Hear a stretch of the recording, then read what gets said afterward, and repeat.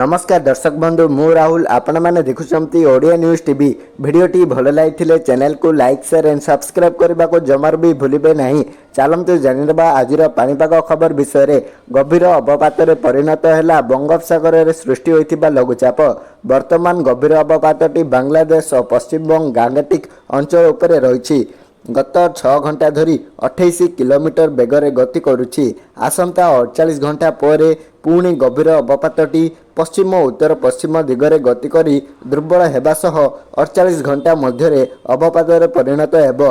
झारखंड और छत्तीसगढ़ आड़कू गति करी उपकूल अतिक्रम करिब, जार प्रभाव में उत्तर ओडिशा रे प्रबल वर्षा संभावना अछि। आसंता 24 घंटा पाई सुंदरगढ़ संबलपुर झारसुगुड़ा रे प्रबल रु अति प्रबल वर्षा पाई ऑरेंज अलर्ट जारी होइतिबा बेले देवगढ़ अनुगुल केन्दुझर सोनपुर बरगढ़ मयूरभंज रे प्रबल वर्षा आशंका नहीं येलो वार्निंग जारी करिछि आंचलिक पाणीपाग विभाग।